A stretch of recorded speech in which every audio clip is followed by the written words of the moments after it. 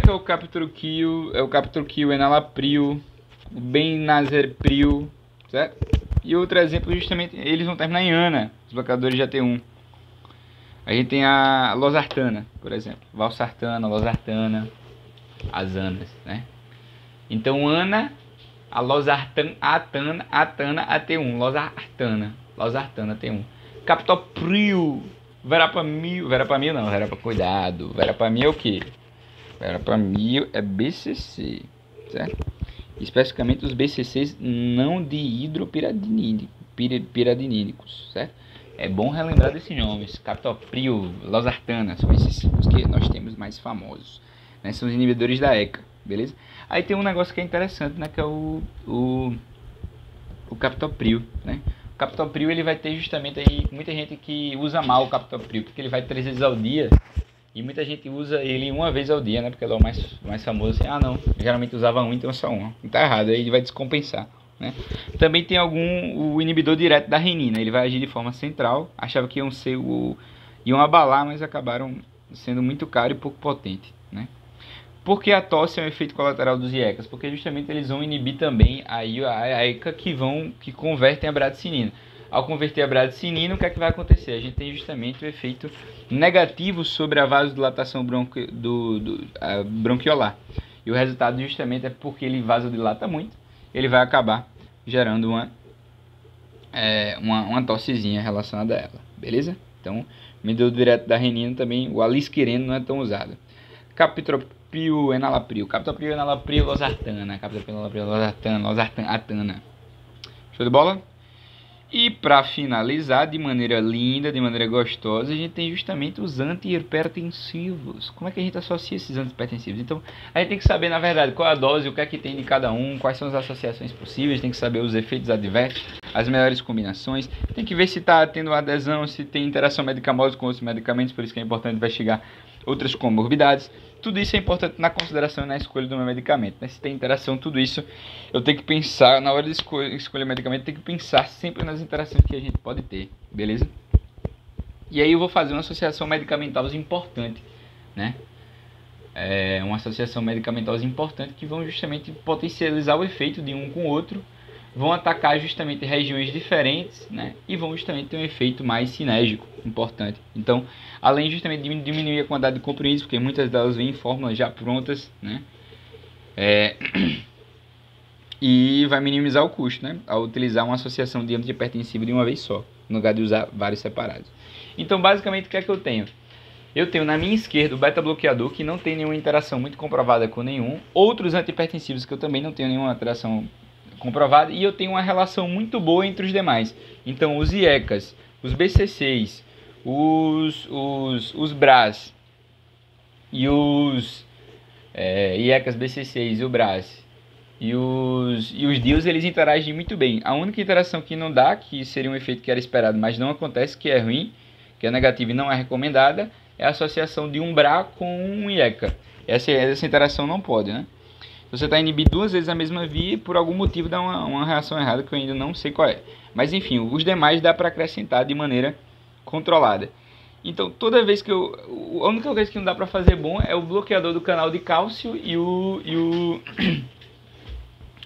bloqueador de canal de cálcio e o DIU. Não recomenda tanto você colocar um depois colocar o DIU, né? Não dá para colocar o BCC depois do DIU, porque o efeito vai ser muito pouco do DIU, já que a próprio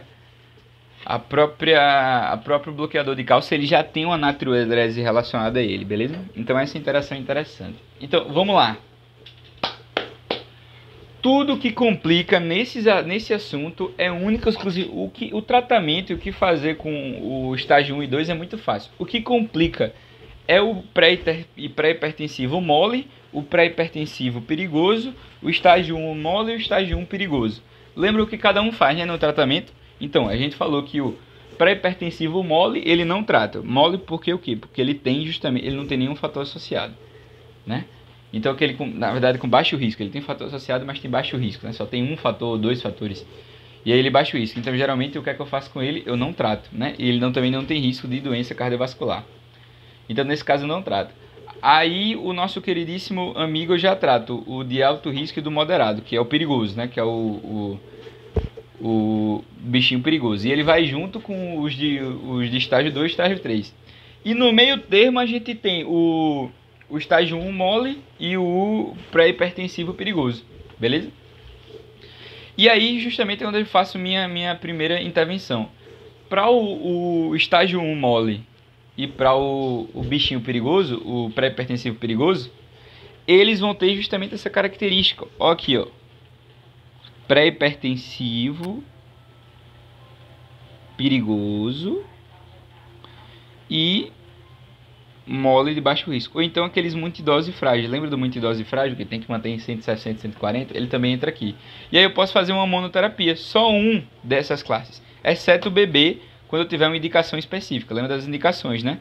Frequência cardíaca alta, mulher jovem, gravidez, ICC, pós-IAM, angina, controle da frequência cardíaca, tudo isso, né? E aí eu tenho essas características. E também eu posso utilizar qualquer um desses. Ah, meu paciente tem insuficiência renal, então eu vou usar um DIU. Ah, meu paciente tem insuficiência cardíaca, eu vou usar um DIU. Ah, meu paciente ele é idoso, eu vou usar o BCC. Ah, meu paciente ele tem um pouquinho de tudo, eu vou usar o IECA. Eu quero usar o IECA porque ele não tem nada, eu vou usar o IECA porque ele resolve tudo. O meu paciente ele tem, isso aqui vão agir da maneira forma. Então, colocar um ou outro, né? Basicamente essa é o caracteriza. Se não deu certo, eu espero 4 semanas para ver se realmente não deu certo. E aí eu vou justamente fazer uma combinação de 2 fármacos. Lembrando que eu posso começar direto aqui com isso aqui, mas tem que ter cuidado do idoso para não abaixar muito a minha pressão. E aí eu vou justamente para o nosso queridíssimo estágio 1 perigoso, né? O estágio 1 duro, né? Mole duro. Esse é o estágio 1 duro. Moderado alto. O estágio 3, que aí já vai direto para terapia de 2. E aí eu vou usar o que? Nunca eu vou usar o BRA e um IECA. Mas eu sempre tenho que utilizar um BRA ou um IECA. E aí, no caso, como o meu bebê está limitado, eu não vou usar o bebê, aí eu vou utilizar ou um BRA ou um BCC. Ou um BCC ou um DIU. Então vai ser ou BCC ou DIU ou IECA ou BRA. Então a lógica é essa, certo? Posso utilizar o bebê? Posso. Claro que eu posso, mas se eu tiver aquelas indicações. Aí não deu certo, mais 4 semanas, tenta 3 fármacos. Aí eu uso o IECA ou BRA, mais o BCC e o DIU junto, beleza? Geralmente é bom começar com o DIU logo, ou então o BCC, e aí eu associo o DIU só se eu quiser. E depois o quarto fármaco. O quarto fármaco obrigatoriamente é a espironolactona. O quarto fármaco obrigatoriamente é a espironolactona. Porque especificamente nesses casos aqui a gente tem um nível alto de aldosterona. E a espironolactona, como sendo justamente um famoso poupador, ele é um BCC poupador de potássio, lembra dele? Ele vai justamente bloquear a aldosterona nesse sentido, beleza? Show de bola? Lembra que a aldosterona faz isso, né? Ela joga potássio e Na+ para fora, ou ela joga K+, Na+ e água para fora, né? Na verdade, ela retém essas coisas. Esse bicho ele vai reter o potássio e vai inibir a aldosterona, se eu não me engano, não sei. Mas é a espironolactona que você usa. Depois você vai utilizar mais fármacos. Aqui é um ponto já perigoso, né? Porque se eu estou fazendo 5 medicamentos e não está melhorando, pode ser uma origem secundária do HS, pode ser um mau uso dos medicamentos, pode ser uma causa aí de uma comorbidade que vem piorando, pode ser uma lesão de órgão, algo que já está muito evoluída. Estou fazendo uma investigação mais aprofundada e também aí alfa bloqueadores, beta bloqueadores eu posso usar, os simpáticos líticos, alfa bloqueadores, tudo que eu não usei ainda eu posso tentar fazer. Lembrando que antes disso tudo eu tenho que fazer o que? Não farmacológico, né? Não farmacológico. Muito importante mudar esse estilo de vida para poder tratar esse paciente. Beleza? Obrigado pela sua atenção. Acabou esse assunto gigantesco. Não sei se eu vou estudar mais nenhum assunto hoje, mas fiz meu esforço máximo. Acabou essa aula gigantesca, muito interessante também. Um abraço, um cheiro e obrigado.